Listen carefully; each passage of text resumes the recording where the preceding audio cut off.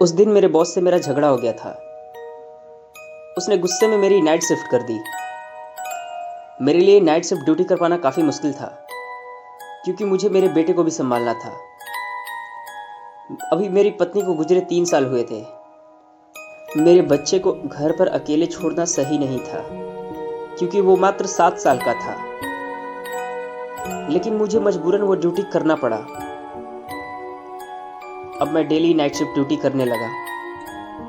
कुछ दिनों तक तो मुझे अनकंफर्टेबल लगा, लेकिन फिर धीरे धीरे आदत हो गई। मैं जिस रास्ते से ऑफिस जाता था वो रास्ता काफ़ी सुनसान था। जब मैं ड्यूटी से निकलता तो रात के 2:30 बज जाते थे। मुझे हर रोज पनवेल हाईवे से होकर गुजरना पड़ता था।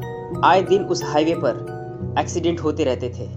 जल्द ही मेरे बच्चे का जन्मदिन आ रहा था। मैंने सोचा उसे मॉर्निंग में ही सरप्राइज दूंगा। मैंने मेरे बेटे के लिए गिफ्ट खरीदा और गाड़ी में रख दिया। उस दिन मैं ड्यूटी से 2:30 बजे निकला। मैं बहुत खुश था। अपने कार का वॉल्यूम बढ़ाकर गाना सुनते हुए मस्ती से मैं आ रहा था। रात के 2:30 बज रहे थे और मैं उस हाईवे पे अकेले कार चला रहा था। 30 मिनट तक लगातार ड्राइव करने के बाद जब मैं पनवेल फॉरेस्ट के सामने पहुंचा तो अचानक दूर से ही कोई मुझे हाईवे पर दिखाई दिया। ऐसा लग रहा था जैसे सामने हाईवे पर कोई खड़ा है। साफ साफ नहीं दिखाई दे रहा था, क्योंकि ठंडी का मौसम था और कोहरा भी गिर रहा था। जब मैं गाड़ी लेकर पास पहुंचा तो मुझे उसका पैर दिखा। वो एक लड़की थी और काफी घायल लग रही थी। मैंने फौरन कार का शीशा नीचे किया और पूछा, कौन हो तुम और इतनी रात को इस हाईवे पर क्या कर रही हो? वो चुपचाप खड़ी थी। मैंने दोबारा पूछा। उसने उंगली से सामने की ओर इशारा किया। मैंने कहा, ठीक है, तुम गाड़ी में बैठ जाओ, मैं तुम्हें आगे तक ड्रॉप कर देता हूँ। वो गाड़ी में बैठ गई, लेकिन उसने बताया ही नहीं कि उसके साथ हुआ क्या था, वो वहाँ क्या कर रही थी। मैं लगातार गाड़ी चलाता रहा और बहुत सारी बातें जहन में चलने लगी। अचानक मैंने पूछ ही लिया, तुमने बताया नहीं कि तुम इतनी रात को इस हाईवे पर कर क्या रही थी? उसने वापस से कुछ जवाब नहीं दिया।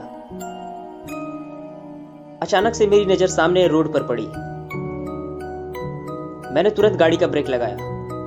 मैंने देखा सामने रोड पर एक लड़की की लाश पड़ी है और पास में स्कूटी भी गिरी पड़ी है।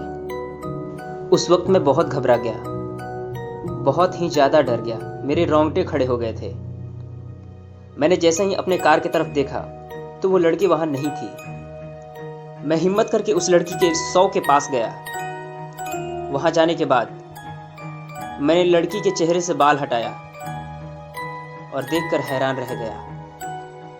ये वही लड़की थी जो मेरे साथ कार में बैठी थी। ये वाकया मुझे बहुत डरा देने वाला था। मैं बहुत डर गया था। फौरन दौड़कर अपनी गाड़ी में जाकर बैठ गया। मैंने जैसे ही गाड़ी स्टार्ट करने की कोशिश की, वो लाश रोड पर सामने खड़ी हो गई और मेरी तरफ आने लगी।